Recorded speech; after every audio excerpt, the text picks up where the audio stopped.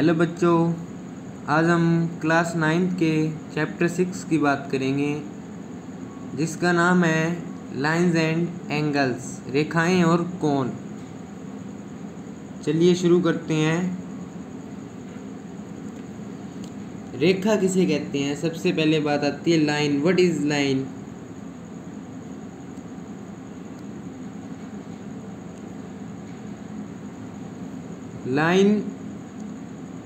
Line एक mark ही होता है, चिन्ह होता है, थिन मार्क। ये लाइन है, इसकी ब्रेथ 0 होती है, ये पॉइंट के जितना ही होता है, और इसकी लेंथ जो होती है वो अनलिमिटेड होती है। तो ये लाइन ऐसे भी हो सकती है, ऐसे भी हो सकती है, ऐसे भी हो सकती है। ये लाइन को आप कैसे भी खींच सकते हैं। तो इसकी डेफिनेशन क्या लिखें? आप डेफिनेशन इसकी लिख सकते हैं, a thin mark that made by pen pencil. ये लाइन की डेफिनेशन लिख सकते हैं। इसके बाद आती है रेखाखंड, जिसे कहते हैं लाइन सेगमेंट।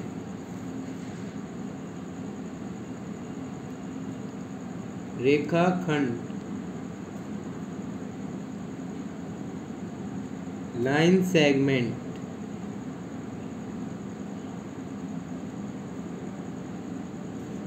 अब ये रेखाखंड क्या होता है? नाम से पता चल रहा है रेखाखंड। ये लाइन है, रेखा है, और खंड मतलब इसका पार्ट। तो जो लाइन का पार्ट होता है उसे रेखाखंड कहते हैं, लाइन सेगमेंट कहते हैं। यानी ये हमारे पास रेखा है, इसे लाइन ही बोलेंगे। इसमें से आपने इसको काट लिया, इसके 2 पॉइंट्स हो गए। अब इसकी हमें लेंथ पता है कितनी है, ये तो आगे बढ़ती जा रही है, इसकी कोई लेंथ पता नहीं है, तो इसे तो लाइन ही बोलेंगे। और इसको यहाँ से जैसे काट दिया तो इसके हमें 2 पॉइंट्स मिल गए, और इसकी लेंथ आप पता लगा सकते हैं, तो इसे लाइन सेगमेंट बोलेंगे, रेखाखंड। तो इसकी डेफिनेशन आप लिख सकते हैं, A part of line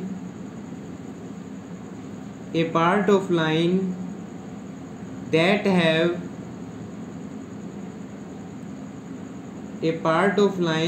have two end points is called line segment। और हिंदी में इसे लिख सकते हैं, वह रेखा जिसके 2 अंत बिंदु हो, 2 end points।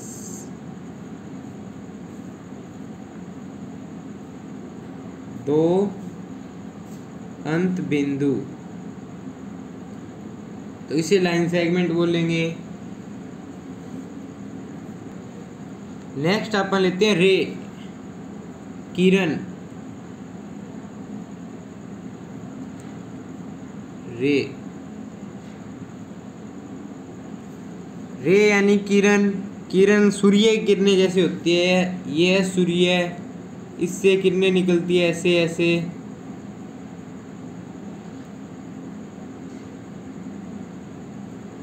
इनका एंड पॉइंट एक ही होता है, जो है सूर्य, और आगे ये कहाँ तक जाए कोई एंड पॉइंट नहीं है इनका। वैसे ये होती है जो लाइन से, जैसे ये लाइन है,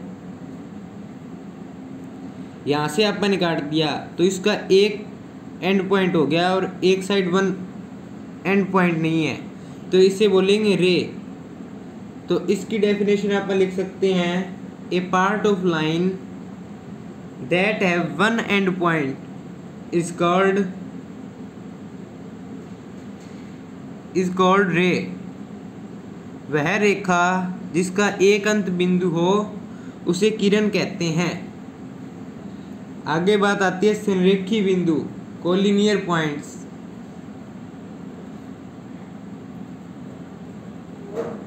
संरेखी बिंदु यानी कोलिनियर पॉइंट्स।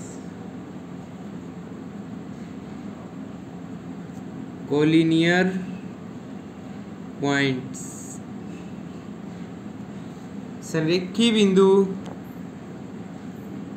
अगर किसी एक ही लाइन पर, जैसे ये लाइन है, इस पर 3 या 3 से अधिक पॉइंट हो तो इसे संरेखी, उन पॉइंट्स को संरेखी पॉइंट संरेखी बिंदु कहेंगे, कोलिनियर पॉइंट।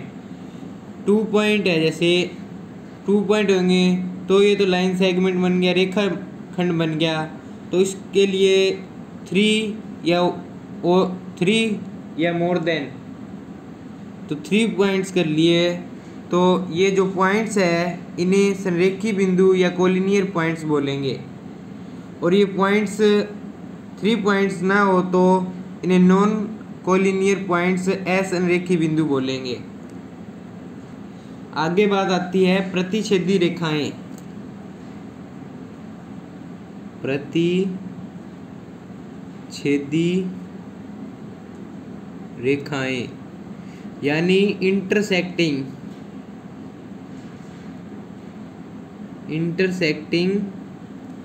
लाइंस।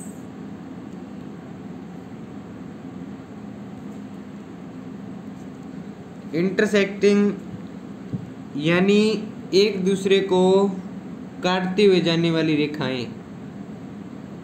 ये एक रेखा होगी, ये दूसरी होगी।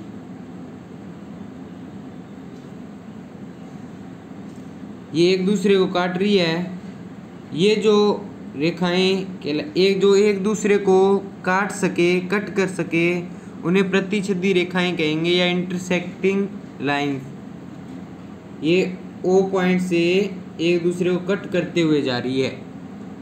और इसके अपोजिट है समानांतर रेखाएं यानी पैरेलल लाइंस।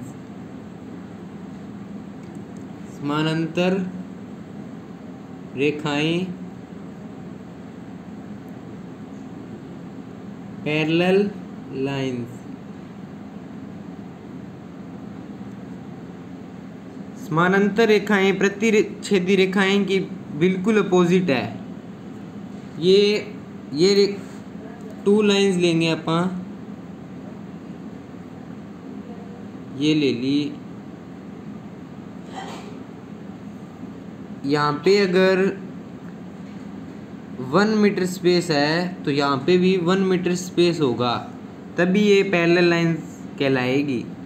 वरना तो ये जैसे यहाँ पे 0.5 मीटर हो तो कहीं पे जाके ये एक दूसरे को कट करेगी, तो ये तो इंटरसेक्टिंग लाइन होगी। तो दोनों जगह स्पेस इक्वल होगा, तभी ये पैरेलल लाइंस बन सकेगी। तो ये इसकी इंटरसेक्टिंग लाइन की बिल्कुल अपोजिट होती है। इन्हें अप्रतिच्छेदी रेखाएं भी बोल सकते हैं। आगे बात आती है कोण की, यानी एंगल। कोण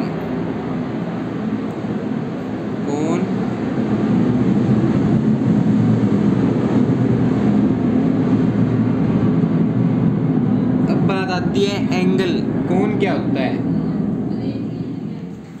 पहले आपको डायग्राम से समझा देता हूँ। नहीं, पहले आप डेफिनेशन करते हैं, फिर डेफिनेशन को समझते डायग्राम बनाएंगे। अगर इंग्लिश में बात करें एंगल की डेफिनेशन की, तो आप ये ले सकते हैं, when two rays start from the same end point, when two rays start from the same end point, they rays make an angle। ये और हिंदी में बात करें तो यदि दो किरण दो किरण एक ही अंत बिंदु से, सेम एंड पॉइंट, एक ही अंत बिंदु से स्टार्ट हो, तो वे दोनों रेज मिलके एक एंगल बनाती है। अपन ने क्या बात की है, 2 रेज, ये 1 रेज होगी, start from the same and point, ये एंड पॉइंट हो गया, ये रे बन गई, सेम एंड पॉइंट का है ना, तो ये सेम एंड पॉइंट हो गया। तो इन दोनों के बीच का जो स्पेस है इसे हम एंगल का नाम देंगे, एंगल। ठीक है। और ये जो रेज है इन्हें एंगल्स की आर्म कहा जाता है, कोण की भुजाएं कहा जाता है। और जो ये पॉइंट है इसे कोण का शीर्ष या वर्टेक्स कहा जाता है, वर्टेक्स या शीर्ष, कोण का शीर्ष। आगे हम कुछ एंगल्स की बात करेंगे जिसमें सबसे पहले है एक्यूट एंगल यानी न्यून कोण।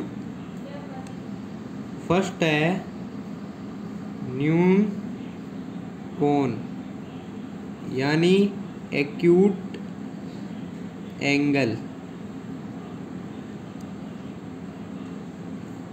एक्यूट एंगल यानी न्यून कोण ये 0 डिग्री से 90 डिग्री के बिटवीन होता है, बीच होता है। 0 डिग्री से 90 डिग्री के बीच होता है। इसका डायग्राम भी बनाते हैं आप। ये एक रेली 90 डिग्री यहाँ पे होएगा, तो इससे पीछे आप कहीं पे भी बना सकते हैं इसको। ये ले लिया, ये हो गया एक्यूट एंगल। यहाँ पे है 0 डिग्री एंगल, यहाँ पे है 90 डिग्री एंगल। तो ये हो जाएगा 90 से नीचे है, कम है, तो ये हो जाएगा एक्यूट एंगल। आगे बात आती है समकोण यानी राइट एंगल।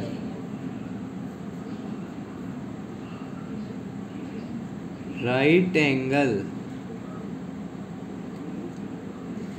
समकोण राइट एंगल ये होता है 90 डिग्री का ही। ये ना कम होता है ना ज़्यादा होता है। ये 90 का बना दिया अभी, ये हो गया। ये ना तो कम होता है 90 से ना ज़्यादा होता है, ये 90 का ही रहता है हमेशा। आगे हम बात करेंगे ऑब्ट्यूज एंगल यानी अधिक कोण।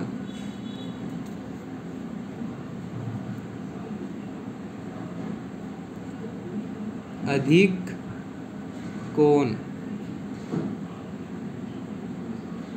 Obtuse angle. ऑब्ट्यूज एंगल होता है 90 डिग्री से 180 डिग्री तक। तो इसका भी डायग्राम बनाते हैं अपन। ये एक रे ले ली, यहाँ पे 90 डिग्री है ही, ठीक है। और यहाँ पे 180 डिग्री होगा, इससे कम और इससे ज़्यादा। तो इसके बीच में कहीं भी बना सकते हैं अपन इसको। यहाँ पे बना दिया, ये हो गया ऑब्ट्यूज एंगल यानी अधिक कोण। आगे 4th नंबर पे बात आती है स्ट्रेट एंगल यानी रज्जु कोण। रज्जु कोण यानी स्ट्रेट एंगल। स्ट्रेट का मतलब सीधा, तो इसके नाम से पता चल रहा है ये सीधा होगा। तो ये होता है 180 डिग्री का, ना कम ना ज़्यादा। जैसे राइट एंगल था, ना कम ना ज़्यादा 90 का था, सिर्फ यही 180 का ये रहता है हमेशा। ये पॉइंट हो गया इधर, ये 180 का बना दिया, ये हो गया स्ट्रेट एंगल। अब बात करते हैं 5th एंगल की, प्रतिवर्ती कोण रिफ्लेक्स एंगल। ये होता है 180 से अबव और 360 से कम। इनके बीच का हो सकता है 180 और 360 के बीच का। तो ये 0 हो गया। यहाँ पे अपन जैसे एंगल ले लिया, ये एंगल काउंट नहीं करेंगे अब, अब ये 180 का हो गया तो ये लेंगे, ये इतना 180 का और ये 180 से अब ऊपर है, ये हो गया रिफ्लेक्स एंगल। आगे बात आती है पूरक कोण यानी कंप्लीमेंट्री एंगल। कंप्लीमेंट्री एंगल की बात करते हैं पूरक कोण। जब दो कोणों का योग समकोण हो तो उसे पूरक कोण कहते हैं, यानी when two angles sum right angle equal to right angle is called complementary angle। मानो ये देखो ये है राइट एंगल, टू एंगल्स हो गए 1 और 2। माना यहाँ पे ये अपने को पता है 90, इसको ये नाम देते हैं BCD। तो ABD कोण ABD बराबर हमें पता है 90 डिग्री। माना ये अपा 60 का ले लेते हैं, तो कोण ABD क्या है, कोण ABC प्लस कोण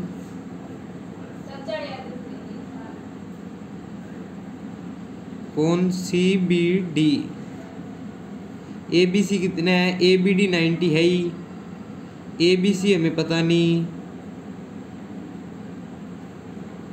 और CBD कितना है 60। तो ABC ये 90, ये इधर ले आएंगे तो 90 माइनस 60 30। ये मैंने थोड़ा शॉर्ट में कर दिया, चलो दोबारा से करके दिखा देता हूँ। ये 90 माइनस 60 इधर ले जाएंगे तो ये ABC हो जाएगा, ऐसे किया है, ठीक है। तो यानी ये 60 है, ये 30 है, ये टू एंगल्स हो गए, इन दोनों का सम यानी योग, इन दोनों का जोड़ 90 यानी राइट एंगल के बराबर आना चाहिए। तो ये इन दोनों कोणों को पूरक कोण बोलेंगे। और ऐसे ही आगे एक और डेफिनेशन है संपूरक कोण।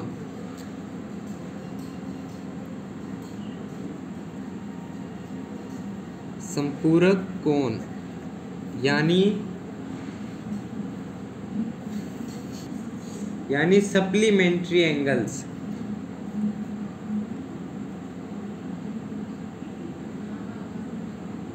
सप्लीमेंट्री एंगल्स, इसमें क्या है, इसमें यदि दो कोणों का योग 180 हो, यानी टू एंगल्स का सम 180 हो, तो वो संपूरक कोण कहलाते हैं, यानी सप्लीमेंट्री एंगल्स कहलाते हैं। इसका भी डायग्राम बना लेते हैं।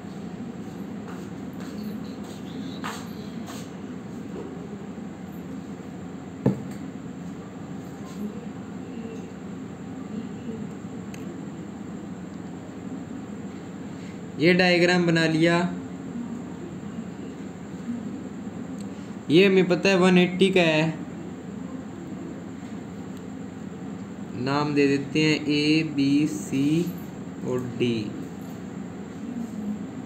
एंगल ABC हमें पता है 180 है,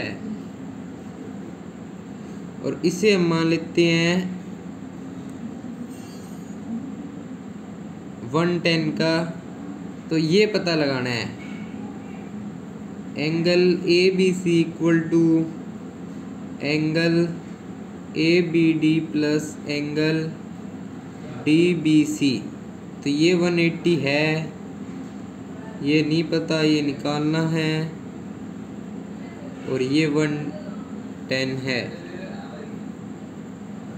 तो ABD अपना आ जाएगा 180 माइनस 110 70 डिग्री। तो ये 70 आ जाएगा। तो ये एक दूसरे के संपूरक कोण है, यानी सप्लीमेंट्री एंगल्स है। अब हमारे कुछ एंगल्स रह गए हैं, वो हम अगले लेक्चर में डिस्कस करते हैं। Thanks for watching.